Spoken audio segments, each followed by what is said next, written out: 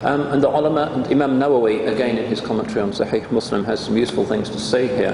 Says that the zahir of these hadith is that Allah at that moment creates a tamyiz, a kind of discernment in those entities. That it is possible for something in the created order that isn't human to have a kind of consciousness, which is why the Mount Uhud can love the Holy Prophet ﷺ. And also in the case of the animal world, we know that one of the distinctive features of the Sunnah is kindness to animals. And وَلَكُمْ فِي كُلِّ كَبِدٍ رَطْبٍ أَجْرٌ, that the Holy Prophet ﷺ is asked, shall we be rewarded for kindness shown to animals? And he says, you'll be rewarded for a kindness done to every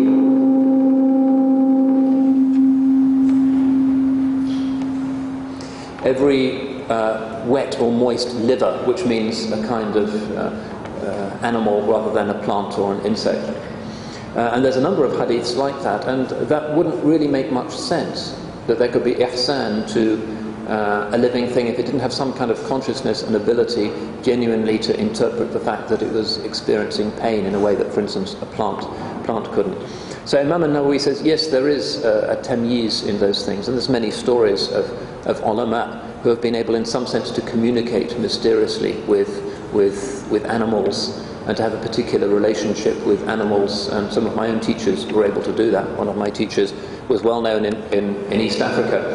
If animals came out of the forest and were terrifying people, or if cows had broken out of their enclosure and were lost in the forest, they would send for him, even though he was a kind of old man with a stick, because they knew he could just stand in the field and somehow, in an hour or so, those natural forms would be back in their appropriate place. And many Muslim cultures have experience of people who are able to do that. But that's not ruh. That's not really consciousness in the sense that human beings can have it, that Adamic highest consciousness, that theomorphic consciousness of having all of the names. Because a rock or a cow or a bird can't have all of those qualities in the sense that human beings can have them. And Sayyidina Adam had them, and you can't imagine the angels bowing down to the rock or to the bird or to the cat or the camel. They are a different order of creation. But still, in terms of, say, Lovelace's Gaia hypothesis that the world itself is some kind of living thing, it is certainly at an opposite pole from an animistic or pagan idea that says that there are spirits conscious in kind of trees and rocks and rivers and things.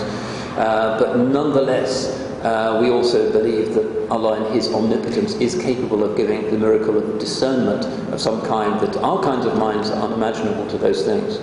And it's philosophically linked to the question of, for instance, in Oxford there's the philosopher Richard Sorabji who's written on this, to what extent is an animal consciousness imaginable to a human consciousness?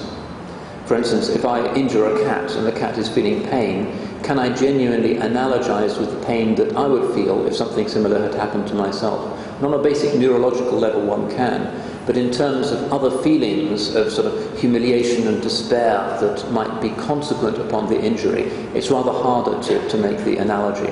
And it continues to be a problem in animal rights philosophy, for instance, the extent to which animal consciousness is genuinely analogous to human consciousness. And it may well be something that we're not ever able to prove. Radical human rights activists like Peter Singer, for instance, radical vegetarians and others will say it's analogous to human consciousness. It has nothing to do with what's in your memory or your ability to conceptualize these things. It's consciousness that's affected, therefore we shouldn't eat animals. The majority of philosophers have taken a different view. Animal consciousness is of a different and subordinate kind.